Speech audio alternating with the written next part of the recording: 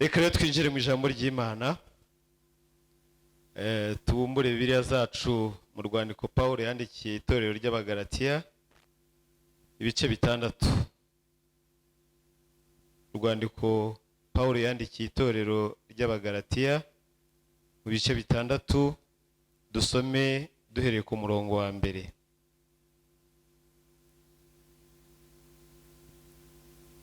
Bene data, umuntu niyadukwaho n'icyaha, mwebwe ab'umwuka mugaruza uwo muntu umwuka w'ubugwaneza. Ariko umuntu wese yirinde kugira ngo nawe adashukwa. Mwakirane ibibaremerera kugira ngo abe ariko musohoza amategeko ya Kristo. Umuntu niyibwira ko ari ikintu kandi ari ntacyo ari cyo, aba yibeshye. Ibyiza nuko yakwisuzuma mu murimo we ubwe, kuko aribwo azabona icyo yirata kubwe wenyine, atari ku bwa mugenzi we, kuko umuntu wese aziyikorera uwe mutwaro. Uwigishwa ijambo ry'Imana agabane n'umwigisha ibyiza byose. Ntimuyobe, Imana ntinegurizwa izuru, kuko ibyo umuntu abiba ari byo azasarura. Ubibira umubiri we muri uwo mubiri azasarura kubora, ariko ubibira umwuka muri uwo mwuka azasarura ubugingo buhoraho. Twe gucogorera gukora neza, kuko igihe nigisohora tuzasarura nitutagwa isari. Nuko rero tugirire bose neza uko tubonye uburyo, ariko cyane cyane ab'inzu y'abizera. Reka dusimbuke tujye ku murongo wa 14.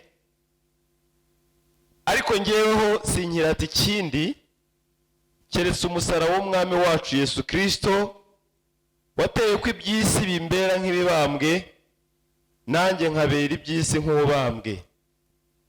Kuko gukebwa kutagira umumaro cyangwa kudakebwa keretse kuba icyaremwe gishya.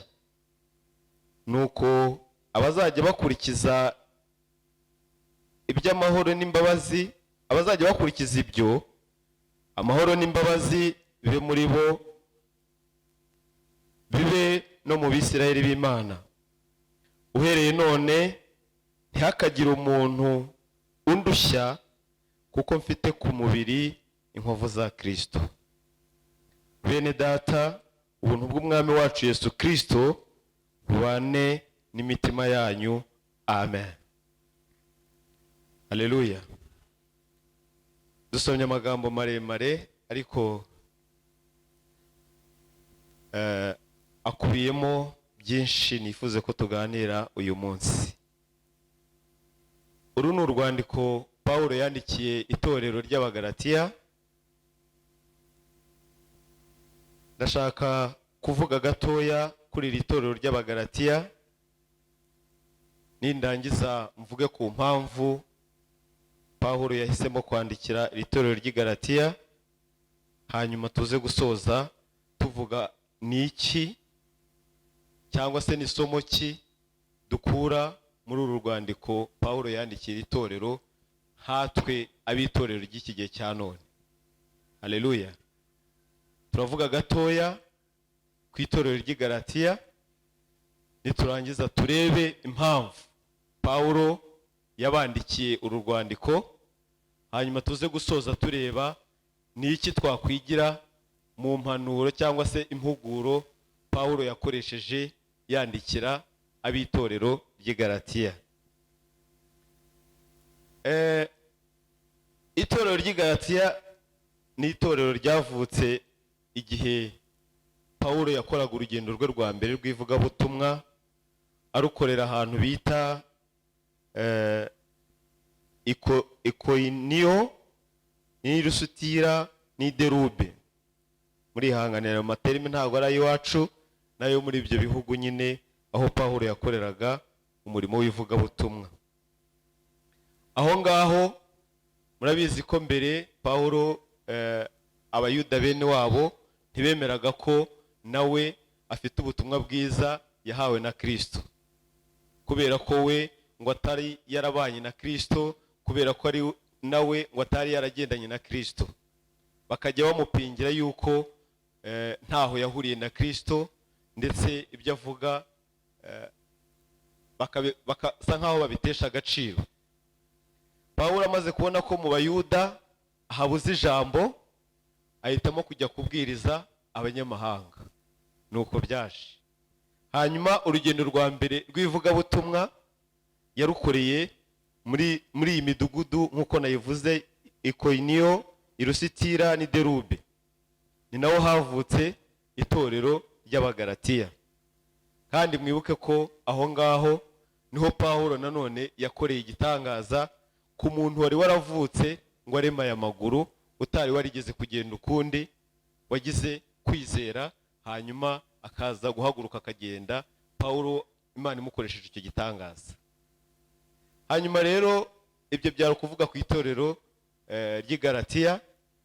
Ni impamvu ki Pawulo yahisemo kwandikira iri torero. Haleluya. Pawulo amaze gushyiraho iri torero, ko umurimo we w'ivugabutumwa yakomeje no kugenda afungura amatorero n'ahandi, mu Bafilipi n'ahandi. Ahangaha hari yahasize uwitwa Barinaba kugira ngo asigare ashumbye abo bantu bari bamaze kwemera Kristo nk'umwami n'umukiza wabo kubw'ubutumwa bwiza yari yamaze kubabyaza. Ariko nyuma aza kumva yuko hari izindi nyigisho zinjiye muri iryo torero ziyobya abo yari yarabyaje ubutumwa bwiza, niko kubandikira uru rwandiko. Haleluya. Uru rwandiko intego yarwo nyamukuru Pawulo yarwandikiye itorero ry'Igalatiya ashaka kuvuguruza amahame n'imyigishirize y'Abayuda yavugaga ko umuntu atsindishirizwa n'imirimo izanwa n'amategeko aho gutsindishirizwa no kwizera Yesu Kristo. Amaze kuhava, izo nyigisho z'Abayuda zigaragaza ko umuntu adatsindishirizwa no kwizera Yesu Kristo, ahubwo atsindishirizwa n'imirimo izanwa n'amategeko, zatangiye kuyobya abo yari yarabyaje ubutumwa bwiza. Abandikira rero urwandiko mu rwego rwo kubaha impuguro. Ikintu cya mbere yabahuguragaho,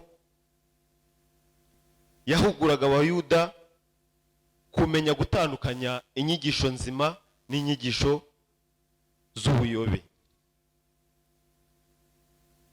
Amena. Ababwira ati muve mu bihe by'ubuhenebere, mumenye inyigisho nzima. Mu gice cya mbere Pawulo abandikira ku murongo wa 6 yaravuze ngo ndatangazwa nuko mwimuye vuba mutyo mukareka uwabahamagariye guhabwa ubuntu bwa Kristo mukajya ku bundi butumwa. Pawulo yaratangaye, mu gihe gito yarahavuye yumva ngo bavuye ku butumwa bwiza bw'agakiza bahabwa na Kristo bajya gufata ubutumwa bwo gutsindishirizwa n'imirimo izanwa n'amategeko. Nibwo yababwiraga aya magambo ati ndatangaye, mu gihe gito twabanye tumaze kwigana ko dutsindishirizwa no kwizera Kristo ko ari we udukiza ibyaha, hanyuma namara kugenda mukadukira inyigisho z'abababwira yuko mugomba gutsindishirizwa nuko imirimo myiza ari izabatsindishiriza. Pawulo biramutangaza cyane. Yarimo abahugura rero yongera kubabwiriza, ababwira ati ntago bibaho, ntibinashoboka yuko umuntu atsindishirizwa n'imirimo izanwa n'amategeko, ahubwo agakiza dufite agakiza twahawe tukabonera muri Kristo Yesu. Muri Kristo Yesu niho honyine tubonera agakiza, niho dutsindishirizwa. Akabwira rero aba Bayuda, akababwira ati musigeho, mureke izo nyigisho zitarizo, ahubwo mwongere mugaruke ku rufatiro ruzima, mumenye ko Kristo ari we wabatsindishiriza. Haleluya. Ikindi kintu yababwiraga muri iki gice cya mbere, yababwiraga ko ubutumwa bwiza yabwirije abo bantu bo b'Abagalatiya ntago ari ubutumwa we yahawe n'umuntu cyangwa se yigishijwe n'umuntu. Yababwira ko ubwo butumwa ari ubutumwa yahawe na Kristo wenyine, kugira ngo batavaho bagira ngo ubutumwa bwiriza hari uwo bumwigishije muri abo Bayuda. Warababwira ati nubwo Abayuda ngewe batemeye ko nanjye mfite ubutumwa bwiza bwo kubwira itorero, ariko reka mbabwire ko ubutumwa nabazaniye atari ubutumwa nahawe n'umuntu uwo ari we wese. Haleluya. Ati ni ubutumwa nahawe na Kristo kuza kubabwira ko dutsindishirizwa no kwizera Kristo gusa. Imana ishimwe. Nanone arongera arababwira ati ho yanengaga uburyarya bw'Abayuda. Igihe kimwe Paulo amaze gutangira irivuga butumwa, yagiye guha raporo abo yitaga abakuru, no kuvuga Petero na ba Yohana na ba Yakobo, nibo bari barasigaranye itorero ry'Imana. Aragenda arababwira ati nubwo mutemeye ko mfite ijambo, nubwo mutemeye ko nanjye nahamagawe, nubwo mutemeye ko nanjye natumwe, ariko uyu munsi nje kubabwira ko mu banyamahanga bamaze kwakira ubutumwa bwiza bwa Yesu Kristo, ndetse bamaze kwizezwa n'ijambo rya Yesu Kristo, ubu benshi bamaze guhindukira. Haleluya. Yaraje guha raporo mu by'ukuri abo yita abakuru bamubanjirije. Bamaze kubyumva baramubwira bati noneho ni byiza. Bibiliya itubwira ko bakoranye mu biganza, bamushimira yuko umurimo arimo gukora ari umurimo w'Imana, ari umurimo Imana yishimira. Ndetse bamwizeza ko baramubwira ati noneho wowe Paulo n'abo muri kumwe mugende mu banyamahanga, twebwe Abayuda, abo biyitaga Abayuda bukuri, twebwe uwo ni Petero, abo ni ba Yohana na ba Yakobo, tuzakomeza kubwiriza Abayuda bene bacu, ariko wowe komeza umurimo mu banyamahanga nta kibazo. Mu yandi magambo bari bamuhaye nk'uburenganzira bwo gukomeza ivuga butumwa noneho nta nkomyi. Ariko nyuma za kusanga imigenzo yabo n'amahame yabo yarabaga inzitizi.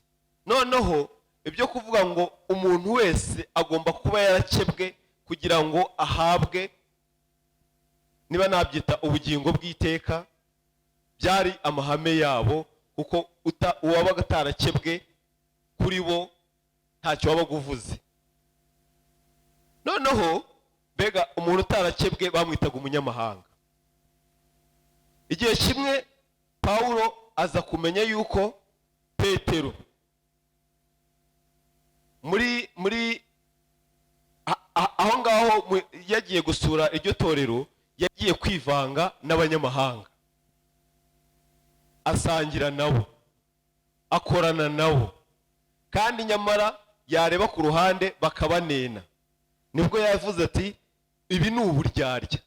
None se niba muvuga ko abanyamahanga mutabemera, ni gute wowe Paulo Petero waza gusangira nabo, ugakorana nabo, mugahuza ibintu byose, mugakorera hamwe byose, nyamara mubanena? Amubwira ati ibyo ni uburyarya. Nimusoma mu bice bibiri ku murongo wa 11 aravuga ngo bene data ndabamenyesha yuko ubutumwa bwiza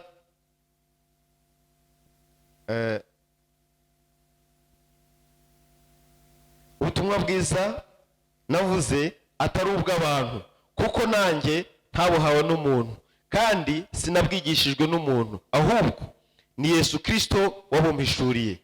Mwumvise ingeso zanjye nari mfite kera ngikurikiza idini y'Abayuda yuko nari nkabije kurenganya itorero ry'Imana no kurimbura, kandi narushije benshi bo mu bwoko bwacu tungana gukurikiza idini y'Abayuda, kuko nabarushaga kugira ishyaka ry'imigenzo twahawe n'abasogokuruza.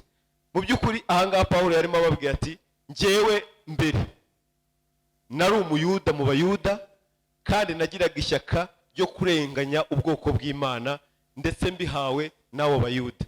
Ariko mu gihe kimwe aza kwisanga abona Petero nawe yifatanyije n'abo bitaga abanyamahanga. Ikindi kintu Pawulo yashakaga kuvuga muri uru rwandiko rwe yandikira itorero ry'Abagalatiya,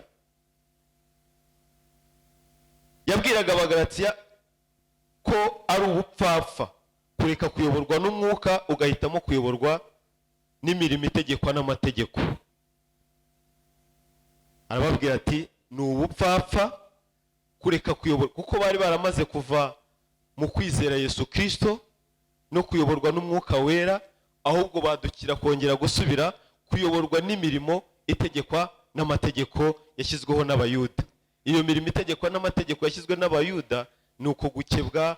Wenda uyu munsi bavuga ngo amategeko ashyirwaho n'amadini runaka, nayo akaba ariyo mategeko abantu bagenda bakubakiraho, ariko bagashyira ku ruhande ubutumwa bwo kumenya ngo dutsindishirizwa no kumenya ko Kristo ari we witanze igurugota ku musaraba ku bwacu, ndetse aha niho tubonera agakiza k'ukuri. Hanyuma rero muri uko kubabwira ko ari ubupfapfa, yarababwiye ati muri abapfapfa mutyo mwatangije iby'umwuka none muherukije iby'umubiri. Utangiza iby'umwuka bagaherutsa iby'umubiri. Muri iyi minsi hari abantu nabo ubona ko batangije iby'umwuka ariko barimo gusozanya iby'umubiri. Barabatijwe, barigishijwe, batuwe agakiza, ariko muri iyi minsi ubona barimo barakora ibintu bya kamere. Ibyo rero nibyo Pawulo yarimo ahuguza itorero ry'Abagalatiya, ababwira ati se bene data, ko mwatangije iby'umwuka none mukaba murimo gusoza n'iby'umubiri, mukaba murimo gusoza n'ibya kamere mbi, murabiterwa n'iki? Izo ni za nyigisho yarimo arwanya muri iryo torero ry'Abagalatiya. Arongera arababwira ati biragaragara yuko ari nta muntu utsindishirizwa n'amategeko imbere y'Imana, kuko ukiranuka azabeshwaho no kwizera. Amategeko imbere y'Imana nta muntu atsindishiriza, gusa umukiranutsi imbere y'Imana niwe uzabeshwaho no kwizera. Haleluya! Imihango y'idini ntabwo yagutsindishiriza, ariko umukiranutsi w'Imana, uwo niwe uzabeshwaho no kwizera. Imana ishimwe cyane. Arongera arababwira none ngo ku murongo wa 23 w'igice cya 3 ngo icyakora uko kwizera kutaraza twarindwaga tubohewe gutwarwa n'amategeko, dutegereje kwizera kwari kugiye guhishurwa. Ubwo nibwo buryo amategeko yatuberaga umushorera wo kutugeza kuri Kristo ngo dutsindishirizwe no kwizera. Ariko kwizera kumaze kuza ntitwaba tugitwarwa na wa mushorera. Mwese muri abana b'Imana mubiheshejwe no kwizera Kristo Yesu, kuko mwese ababatirijwe muri Kristo muba mwambaye Kristo. None ntihakiriho umuyuda cyangwa umugiriki, ntihakiriho imbata cyangwa umudendezo, ntihakiriho umugabo cyangwa umugore, kuko mwese muri umwe muri Kristo Yesu. Ubwo muri aba Kristo muri urubyaro rwa Aburahamu, muri n'abaragwa nk'uko byasezeranijwe. Yasobanuraga iki Pawulo? Kera Kristo ataraza, amategeko yatuberaga umushorera atugeza kuri Kristo, niyo yatumaga tubasha kuzashyikira Kristo. Kubera ibyaha byabaga mu bantu, kubera ibyaha byabaga mu bwoko bw'Imana, Imana yazanye amategeko kugira ngo ayo mategeko abashe kubarinda kugeza ubwo Yesu azazira. Ariko Yesu aje, ijambo ryatubwiye ngo ayo mategeko yari umushorera, niyo yadushobozaga kuzashyikira Kristo, niyo yadutunganyaga kugira ngo tuzabashe gushyikira bwiza bw'Imana. Haleluya. Ariko aho Kristo aziye, amategeko ntitwari tukiyoborwa n'amategeko, ntitwari tukiyoborwa n'imihango, ahubwo twari dusigaye dutsindishirizwa no kwizera Kristo wemeye kuza akitangira ubwoko bw'abari mu isi bose. Haleluya. Mbere yuko Kristo aza, ubwoko bw'Imana bwari buyobowe n'amategeko kubw'ibyaha byari mu isi. Ariko Yesu amaze kuza, ngo ayo mategeko yaretse kuba umushorera atugeza kuri Yesu, ahubwo Yesu Kristo abamaze kumwizera no kumwemera batsindishirijwe no kwizera Kristo, basigara bayoborwa n'ijambo ry'Imana, aribwo butumwa bwiza bwa Yesu Kristo. Imana ishimwe cyane. Nicyo kintu yababuzaga rero, avuga ati ni ubupfapfa kuguma mu bubata bw'amategeko, kuguma kuyoborwa n'amategeko, nyamara Kristo yaraje gukuraho cyangwa se yaraje gusimbura ayo mategeko kugira ngo babashe kuduhuza n'Imana. Ayo mategeko mbere yari umushorera wo kuduhuza na Kristo, ariko Kristo waje niwe waje kuzaduhuza n'Imana. Ati byagenda gute kuba Kristo yaraje mukaba mukiyoborwa n'amategeko? Ese aya mategeko azabahuza nande? Niba Kristo yaraje kuduhuza n'Imana, mwebwe mukaba mukiyoborwa n'amategeko yagomba kuduhuza na Kristo, ubwo mumva mutarasubiye inyuma. Haleluya. Niyo magambo Pawulo rero yandikiraga iri torero ry'i Galatiya, ababwira ati ni ubupfapfa gukomeza kuyoborwa n'amategeko aho gukomeza gutsindishirizwa no kwizera Kristo watubambiwe igorogota ku musaraba. Yarababwiye nanone ati cyakora icyo gihe kuko mutari muzi Imana, mwari imbata z'ibitari Imana nyakuri. Ariko none ubwo mwamenye Imana, kandi cyane cyane ubwo mwamenywe nayo, ni iki cyatumye musubira inyuma mu bya mbere bidafite imbaraga kandi bikena umumaro, mugashaka kongera kuba imbata zabyo, muziririza iminsi n'amezi n'ibihe n'imyaka? Ndatinya yuko ahari ibyo nabakoreye naruhijwe n'ubusa. Ayo ni amagambo Pawulo yabwiraga iri torero. Ati mutaramenya Imana ndetse mutaramenywa nayo, rwose byari byemewe kuyoborwa n'ayo mategeko. Ariko se aho mumariye kumenya Imana ndetse no kumenywa nayo, ni ukubera iki mwumva mugishaka kuyoborwa n'amategeko kandi icyo gihe cyararangiye? Ahubwo Yesu Kristo yaraje kuzuza iby'ayo mategeko, kandi akaba ariwe waje kugira ngo aduhuze n'Imana Data. Ikindi rero Pawulo yandikiraga itorero ry'Abagalatiya, nabonye muri uru rwandiko yabandikiraga abahugurira gukomeza kuba mu mudendezo w'abana b'Imana. Haleluya. Nyamara nubwo basubiye inyuma, nyamara nubwo hakiri igihe cyo kongera kugaruka bakayoborwa n'ubuntu bwa Kristo, abahamagarira noneho gukomeza kuba mu mudendezo w'abana b'Imana. Yaravuze mu bice 5 ku murongo wa 13, arababwira ati bene data, mwahamagariwe umudendezo, ariko umudendezo wanyu ntimukawugire urwitwazo rwo gukurikiza ibya kamere, ahubwo mukorerane mu rukundo, kuko amategeko yose asohorera mu ijambo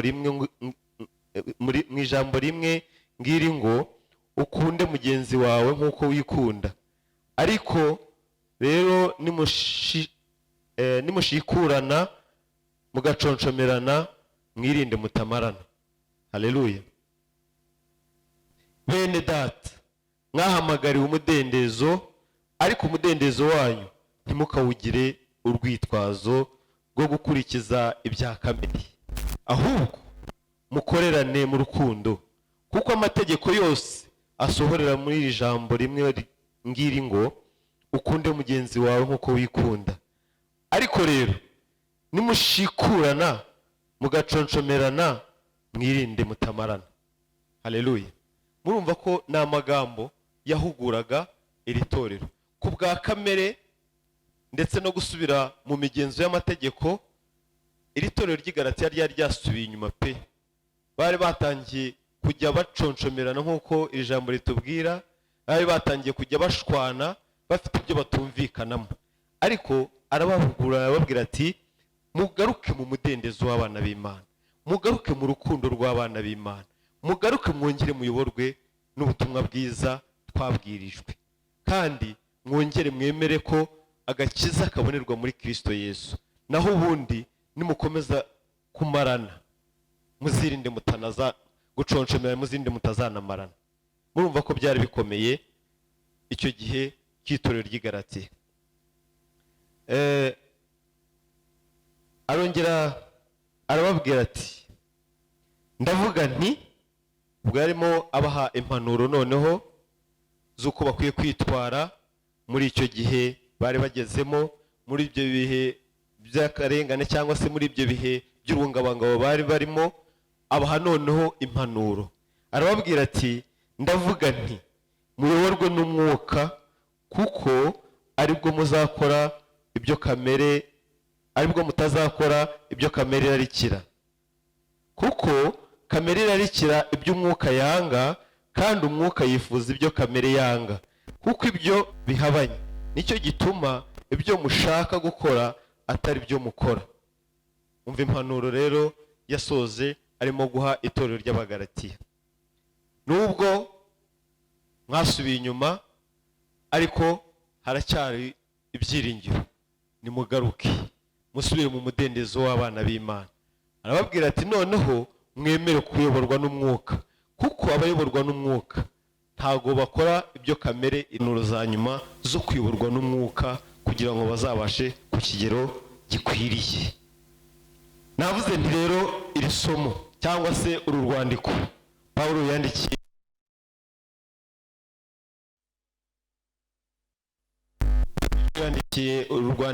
Abagalatiya ni ku gihe cyabo.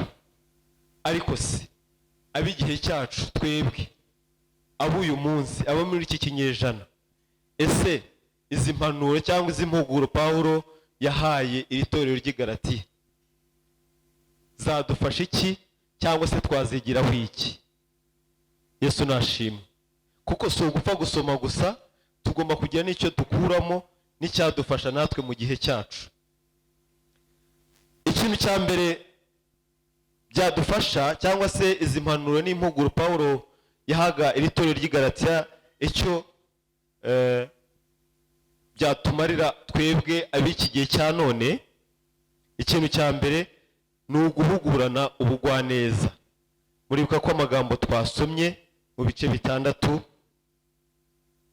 yaravuze ngo bene data, umuntu niyadukwaho n'icyaha, mwebwe ab'umwuka mugaruze uwo muntu umwuka w'ubugwaneza. Haleluya. Umuntu niyadukwaho icyaha, wowe uhagaze, wowe witwa kwa ukiranutse, uriya muntu umugaruze umwuka w'ubugwaneza. Haleluya. Iri ni isomo rya mbere dukwiye kwigira kuri uru rwandiko Pawulo yandikiye Abagalatiya. Pawulo niwe wari warashinze iri torero, Pawulo niwe wari urifiteho n'ububasha. Ariko mu kubona yuko iri torero ryasubiye inyuma, ntago yakoresheje autorite ye ngo abe yavuga ati mfashe ibyemezo ibi n'ibi. Yabonaga ko harimo gusubira inyuma kw'abantu bo mu itorero ry'i Galatiya. Ariko mu magambo mwumvise yakoresheje amagambo y'ubugwaneza. Rero icyo tukwiye kwigira kuri uru rwandiko rwa Pawulo ahugura itorero ry'i Galatiya, ni uguhugura mwene data cyangwa se mwene so ubona ko yageze mu ntege nke, ubona ko hari n'icyaha yaba yaguyemo, ariko ukamuhugurana n'umwuka w'ubugwaneza. Haleluya. Muri iyi minsi benshi twambaye imyambaro y'abacamanza, kandi twishimiye intege nke za bene data. Ugasanga abarokore bo turi uyu munsi, mwene data yagiye mu ntege nke, tukamumanikira amatangazo yo kuvuga intege nke ze yagezemo. Haleluya. Ariko ntabwo bikwiriye, dukwiye kubabazwa cyane. Ubundi baravuga ngo umwanzi wawe ni umuntu wamamaza amakuba yawe. Uwo niwe mwanzi wawe. Imana ishimwe. Ni umuntu wamamaza ibyago byawe, uzamufate nk'umwanzi wawe. Ikintu tukwiye kwigira muri uru rwandiko Pawulo yandikiye, tureke kuba abacamanza. nibyo Intebe y'imanza ntabwo iricarwaho, kandi si wowe uzaca urubanza, kuko nawe uzarucirwaho. Baravuga ngo umwanzi wawe ni umuntu wamamaza amakuba yawe. We niwe mwanzi wawe.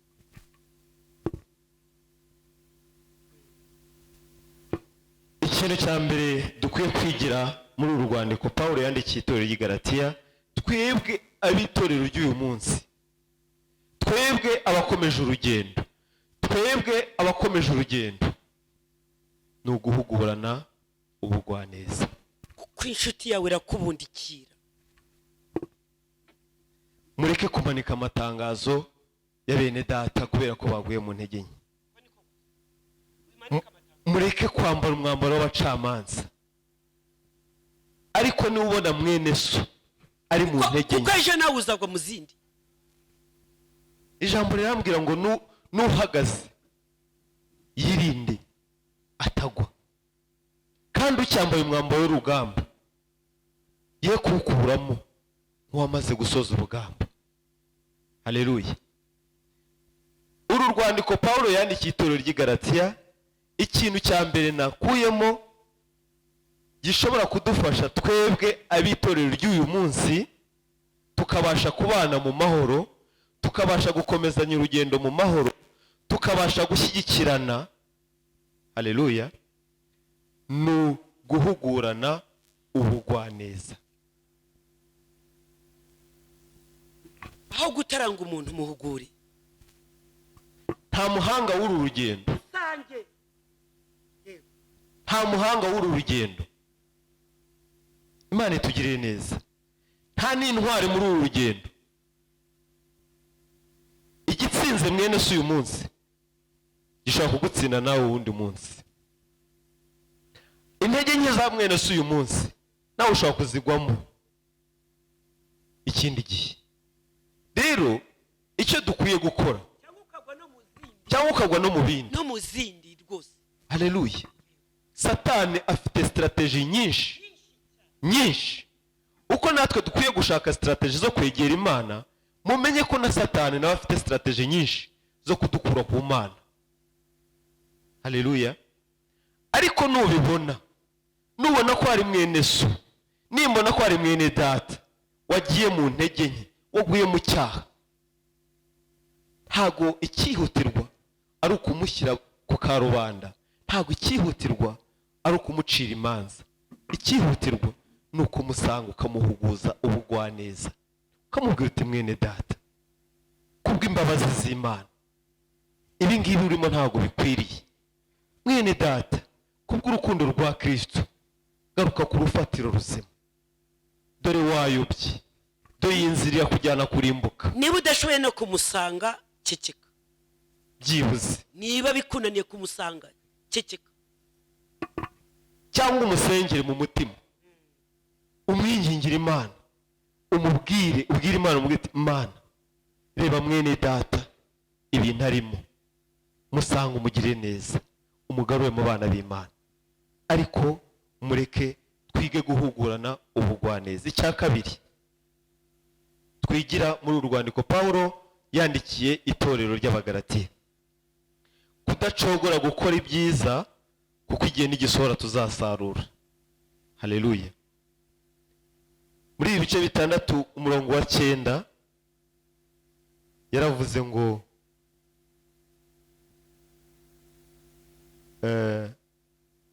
twe gucogorera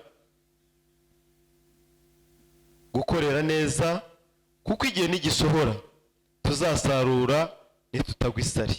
Nuko rero tugirire bose neza uko tubonye uburyo, ariko cyane cyane ab'inzu y'abizera. Ko niko Pawulo yabwiye itorero ry'i Galatiya. Haleluya. Mu byo yabahuguragamo muri ayo macakubiri yari amaze kubamo bitewe n'imyigishirize n'inyigisho z'ibinyoma cyangwa se z'ubuyobe zari zazanye mu itorero ry'i Galatiya, yakomeje kubashishikariza kudacogora gukora ibyiza kuko ngo igihe n'igisohora tuzasarura nitutagwa isari. Nshuti z'umusaraba, gukora ibyiza ntibikwiye guhagarara ku wa mbere, gukora ibyiza ntibikwiye guhagarara ku cyumweru, gukora ibyiza bikwiye kuba ubuzima bw'abizera. Haleluya. Gukora neza imirimo dushinzwe, gukora neza. Niba warahamagariwe kuririmba, bikore neza. Niba warahamagariye kubwiriza, bikora ubikunze, ubikore neza. Niba warahamagaye ubudiyakoni, bikora ubikunze kandi ubikore neza, kuko nitutagwa isari tuzasarura. Haleluya. Icyo ukora cyose kubw'ubwami bw'Imana, gikore neza kandi ugikora ugikunze. Icyo wumva wakora cyose, icyo wumva ushobojwe gukora cyose, gikora ugikunze kandi udacogora. Ntuvuge ngo mu kwa mbere nakoze ibi, ngo mu kwa kabiri hakora abandi. Niba ufite uburyo, kora icyo wahamagariwe gukora, kora icyo ushobojwe gukora kandi udacogora. Hari aho yavuze ngo nuko rero tugirire bose neza. Tugirire bangahe? Abameze bate? Haleluya. Tugirire abameze bate? Wowe uvangura wibwiwe nandi? Wowe utoranya abantu b'Imana wabihawe nandi? Wabitegetswe nandi? Tugirire bose, bose, abarebare n'abagufi, aboroheje n'abakomeye, inzobe n'ibikara, ababyibushye n'abananutse, tugirire bose neza. Mu gukora neza tudacogora, Pawulo arahugura cyangwa se zimuhuguro yahaga Abagalatiya ni ukugirira bose neza kudatoranije. Ibyo kubanza kureba ngo yavuye hehe, ibyo kubanza kureba ngo harya bimeze bite, ntabwo ari ibyawe. Nshuti yanjye, umuntu Imana yaremye, imuremye mu ishusho yayo, mwubahira icyo. Haleluya. Uw'Imana yaremye, imuremye mu ishusho yayo, ntabwo wowe uhamagariwe gutoranya abantu Imana yaremye. Turasabwa rero gukora neza tudacogora, kuko nitutagwa isari tuzasarura. Turasabwa kugirira bose neza, uretse ko yashyizeho ngo ariko cyane cyane abo mu nzu y'abizera. Ko niko kuri, duhera aho ngaho nyine aho turi, tugahera aho ngaho tukagira neza abari imbere yacu. Niko Pawulo yabigennye. Hanyuma ntatinze rero, ikindi twakwigira muri uru rwandiko Pawulo yandikiye Abagalatiya ni ukwirata umusaraba wa Yesu gusa. haleluya. Ibindi wirata byose nta gaciro bifite. Turasabwa kwirata umusaraba wa Kristo. Reka mbasomere uko yabivuze. Ariko njyeweho sinkiratana ikindi keretse umusaraba w'umwami wacu Yesu Kristo, wateye ko iby'isi bimbera nk'ibibambwe, nanjye nkabera iby'isi nk'ubambwe. Haleluya. Paulo uyuvuga aya magambo mutamufata nk'umuntu wari uciriritse mu bijyanye n'amashuri. Paulo yari yarize. Mu bijyanye n'icyubahiro, Paulo yari afite icyubahiro. Mu bijyanye n'ubutunzi, Paulo yari afite ubutunzi. Arangije avuga aya magambo, nta kindi cyo kwirata mfite, abwira abagalatiya.